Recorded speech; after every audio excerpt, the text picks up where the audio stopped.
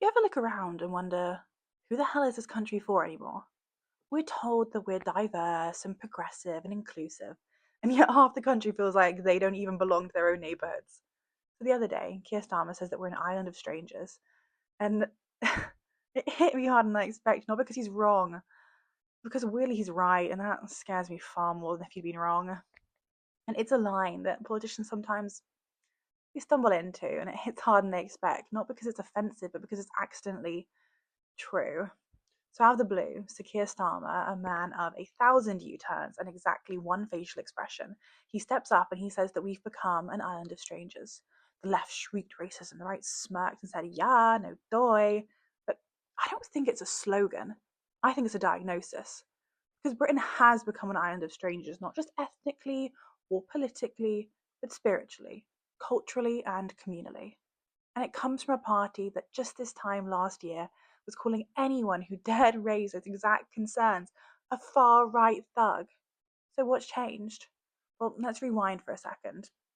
Because last year, following the Southport incidents and the rising concerns in various neighbourhoods about crime and cohesion, those who raised alarm bells were branded reactionaries, bigots, fringe. We weren't told, do you know what? You're right to be worried. We were told, shut up, sit down, and don't cause trouble. And now the same party that shamed people for caring about local crime, social breakdown, and cultural isolation, now they want to talk about how disconnected Britain feels? I mean, God, welcome to the party, but please don't pretend that you set the table. So, today's episode isn't about Starmer's phrasing, it's about the truth behind it and the much bigger question: who is this country really for? Because I'm going to be honest, this isn't just about immigration. It's about how we've designed a system where localism is replaced by logistics. Once upon a time, we had community centres, church fetes, pub quizzes, local libraries, even your neighbour who would just bang on the doors, check you're okay. Now we have Deliveroo and silent apartment blocks, self checkout machines, and a rotating cast of minimum wage strangers that you'll never speak to again. The left likes to think that it's the party of community, but it champions efficiency. And sometimes that means turning a blind eye to what cheap labour actually costs a country. And I don't say this from a place of superiority, I say this as someone who is very pro capitalism. But even I have to admit, the system isn't well. And we don't talk enough about this on the right. We love to talk about borders, but not why those borders are being constantly crossed in the first place. Because if our economy is addicted to cheap labour, if we literally require a stream of underpaid workers to deliver our takeaways, clean our toilets, care for our elderly, or quietly vanish into the back of nail salons and hand car washes, then immigration isn't just policy, it's a feature of the market. And that's not compassion, that's just outsourcing our discomfort. A US Democrat, Jasmine Crockett, recently said, "We need immigrants because we're done picking cotton." As if dignity only begins once someone else has done your dirty work. That isn't liberation, it's just rebranded feudalism. So let's talk about the thing that we're not supposed to say. Language matters, not just tone, not just being nice. I mean actual spoken language. I don't believe that we should celebrate the fact that entire neighbourhoods can now exist in Britain where English isn't spoken at all. That doesn't feel like multiculturalism to me, it feels like segmentation. 1,000 little islands inside an island already struggling to know itself. And when we stop expecting people to learn the language of the country that they live in, we're not being progressive, we're just being passive. We're letting go of the shared code that made belonging possible.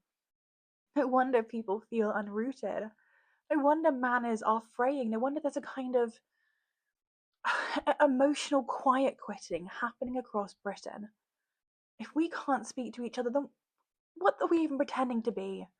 We've built an economy that depends on cheap labour, mass migration, and cultural flexibility. And then we're shocked when people feel displaced in their own towns. We told people that to be modern was to be rootless, that tradition was backwards, that it didn't matter what languages you spoke or what customs you carried because we're all global now. But you know what? It does matter. It matters to the elderly woman who no longer feels safe in her high street. It matters to the school children who don't understand each other. And it matters to the pub that closed because no one could afford to go to it anymore and there was no community around it. But here's the question that I can't shake. Who gets to say, this country is mine? And why does it feel more and more like this isn't allowed to be asked?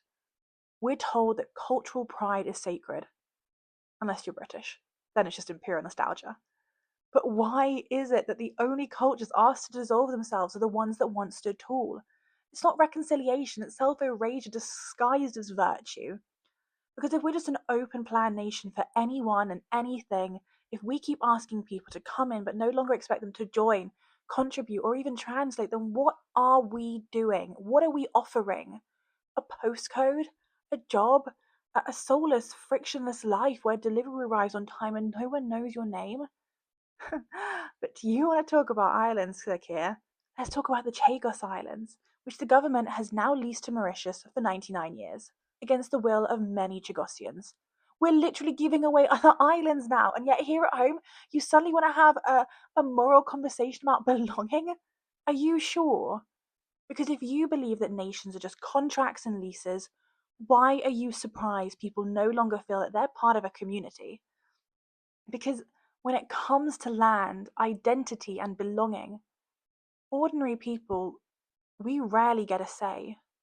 So whether you're an islander in the Indian Ocean or a lifelong Londoner watching your neighbourhood morph beyond recognition, the message is eerily similar. You're not the priority, and you never were. This story, which will be tucked away in the footnotes of foreign policy, mirrors a much bigger question we need to ask ourselves in Britain.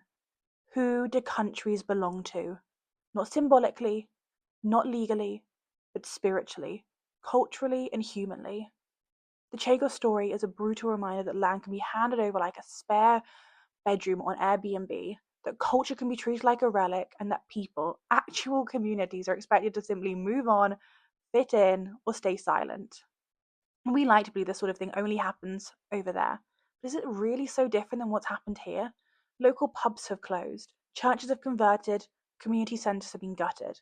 And all the while, we're told that that is progress, that multiculturalism, immigration, and globalization are inevitable, enriching, and unstoppable. And in some ways, they are. But we rarely talk about the price. And all of it, every Uber ride, every affordable manicure, every Amazon overnight delivery is underwritten by the same logic that led to the eviction of the Chagosians. People don't matter, places don't matter, only convenience does. So when Sir Keir Starmer calls Britain an island of strangers, perhaps he's accidentally touched on something far deeper than he intended.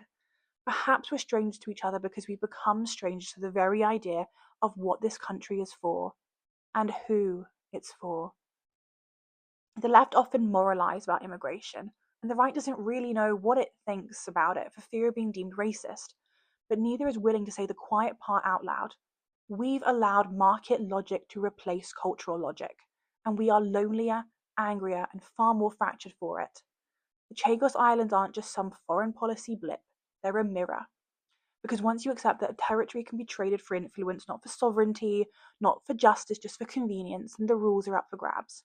If Britain can give away islands to keep China sweet, then why can't China take islands to keep the West in check?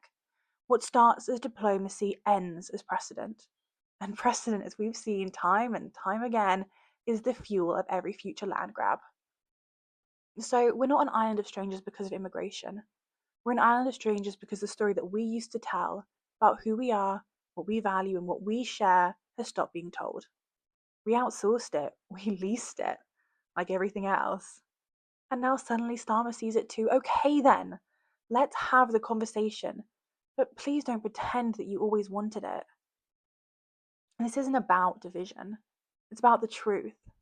Because if you want people to feel like they belong, you have to be willing to say what that belonging requires. Language, loyalty, local pride. That's not exclusion, that's just being home. And I don't think it's racist to want Britain to feel like Britain. I think it's responsible. So, what do you think? Let me know in the comments below.